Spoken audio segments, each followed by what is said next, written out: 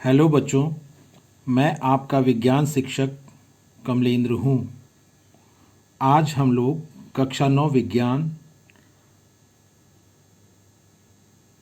के अध्याय 1 हमारे आसपास के पदार्थ के अंतर्गत आपकी किताब में पेज 11 पर दिए गए प्रश्नों और उनके उत्तरों को समझने का प्रयास करेंगे। जैसा कि आप देख रहे हैं, पेज 11 पर दिए गए प्रश्नों में प्रश्न 1 में लिखा है कि गर्म शुष्क दिन में कूलर अधिक ठंडा क्यों करता है। तो आप अच्छी तरह से जानते हैं कि जब गर्म दिन होते हैं तो तापमान अधिक होता है और तापमान अधिक होने पर वाष्पन की दर अधिक होती है। इस कारण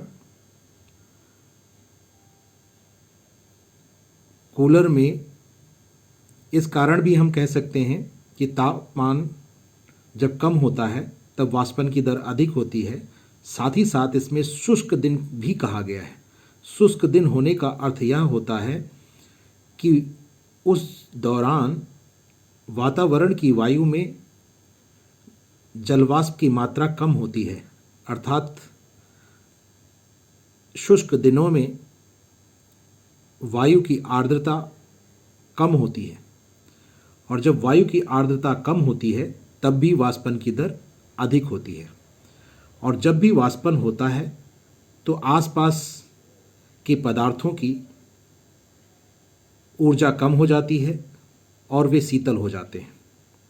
इसी कारण कूलर के अंदर की वायु अधिक वाष्पन के कारण ठंडी हो जाती है और कूलर में जो पंखा लगा रहता है वह अंदर की वायु को कमरे के अंदर फेंकता है या प्रवाहित करता है, जिसके फलस्वरूप कमरे के अंदर जहाँ कूलर लगा होता है वहाँ अधिक ठंडक उत्पन्न होती है। तो अब आप यह समझ गए होंगे कि गर्म और शुष्क दिनों में कूलर अधिक ठंडा क्यों करता है। इसके अतिरिक्त प्रश्न संख्या 2 में आप देख रहे होंगे, गर्मियों में घड़े का जल ठंडा क्यों होता है। तो हम जानते हैं कि गर्मियों के दिनों में तापमान अधिक होता है, इस कारण वाष्पन की दर अधिक होती है। परंतु घड़े में ही जल क्यों ठंडा होता है, इसके पीछे कारण यह होता है कि घड़े की बनावट ऐसी होती है जिसके कारण घड़े के अंदर का जल वाष्पित होकर घड़े की दीवारों तक पहुंच जाता है वाष्पित होकर, और घड़े की जो मिट्टी होती है उसमें छिद्र होते हैं, जिनके कारण जो वाष्पित हुआ जल होता है जो दीवारों में घड़े की दीवारों में समाया हुआ होता है वह वातावरण के संपर्क में आ जाता है, जिससे हम कह सकते हैं घड़े की विशेष बनावट के कारण जल को वाष्पित होने के लिए अधिक सतही क्षेत्रफल प्राप्त हो जाता है, जिससे जल अधिक मात्रा में वाष्पित होता है और जिसके फलस्वरूप घड़े के अंदर रखे हुए जल का तापमान कम हो जाता है। क्योंकि हम जानते हैं कि जब वाष्पन होता है तो आसपास के पदार्थ शीतल हो जाते हैं और घड़े के जल का वाष्पन होने के कारण घड़े के जल का तापमान कम हो जाता है, अर्थात घड़े का जल ठंडा हो जाता है या शीतल हो जाता है। तो अब आप यह समझ गए होंगे कि घड़े में जो जल होता है उसको वाष्पित होने के लिए अधिक सतही क्षेत्रफल प्राप्त होता है, जिस कारण इस प्रकार घड़े के जल को अधिक सतही क्षेत्रफल प्राप्त होता है, जिससे घड़े के जल का वाष्पन अधिक होता है और इस कारण घड़े का जल अधिक ठंडा होता है। क्योंकि हम जानते हैं द्रव के वाष्पन से शीतलता उत्पन्न होती है, यह हम पहले जान चुके हैं। अब आपकी किताब में पेज 11 पर दी गई प्रश्न संख्या 3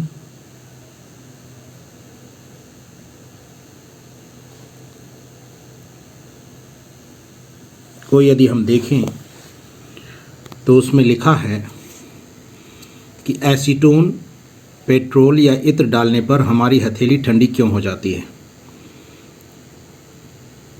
तो को यह पता होना चाहिए कि एसीटोन पेट्रोल और इत्र का क्वथनांक काफ़ी कम होता है।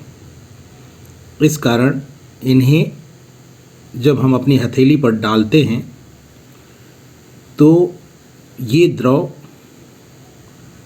हमारी हथेली से ऊष्मा या ऊर्जा को ले लेते हैं और वाष्पित हो जाते हैं, अर्थात वाष्पीकृत हो जाते हैं। और इस प्रकार इन द्रवों के वाष्पन के कारण हमारी हथेली शीतल हो जाती है या ठंडी हो जाती है।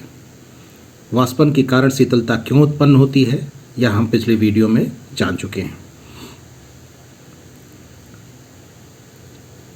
इसके बाद प्रश्न संख्या 4 में क्या लिखा है देखें।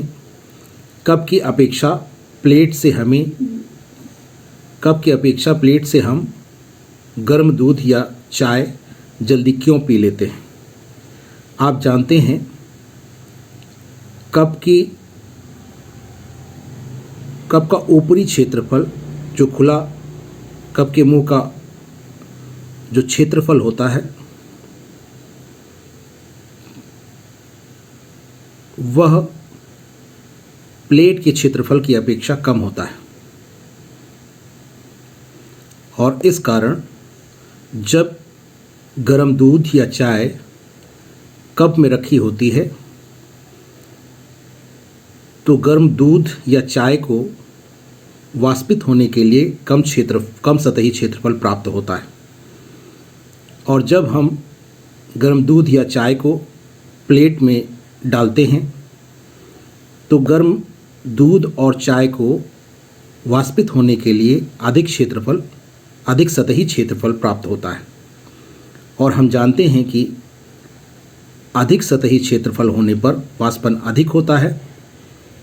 और हम यह भी जानते हैं कि वाष्पन के कारण शीतलता उत्पन्न होती है। तो जब हम प्लेट में गर्म दूध या चाय डालकर पीते हैं तो वह अधिक वाष्पन के कारण अधिक जल्दी ठंडी हो जाती है, जिससे हमारे लिए गर्म दूध और चाय जो कि प्लेट में हो उसे पीना सरल हो जाता है। और यह सहज हो जाता है, जबकि कप में गर्म दूध या गर्म चाय देर से ठंडी होती है, क्योंकि कप में रखे गर्म दूध और गर्म चाय का वाष्पन धीरे धीरे होता है प्लेट में रखे गर्म दूध या चाय की अपेक्षा। इसलिए कप में रखे गर्म दूध या गर्म चाय को पीने में समय लगता है प्लेट में रखे गर्म दूध या गर्म चाय की अपेक्षा। गर्मियों में हमें किस तरह के कपड़े पहनने चाहिए, इसके बारे में हम पिछले वीडियो में जान चुके हैं कि गर्मियों में हमें सूती कपड़े पहनने चाहिए, क्योंकि वे पसीने को अच्छी तरह से अवशोषित कर लेते हैं, या क्योंकि सूती कपड़ों में पसीने को अवशोषित करने की क्षमता अधिक होती है। या अच्छी होती है, और जिसके फलस्वरूप पसीने का वाष्पन अधिक होता है, और अधिक वाष्पन से अधिक शीतलता या अधिक ठंडक हमारे शरीर को प्राप्त होती है। इस कारण हमें गर्मियों में सूती कपड़े पहनने चाहिए जो अच्छे अवशोषक हों पसीने के, ऐसे कपड़े पहनने चाहिए, अर्थात सूती कपड़े पहनने चाहिए। इस वीडियो में बस इतना ही। धन्यवाद।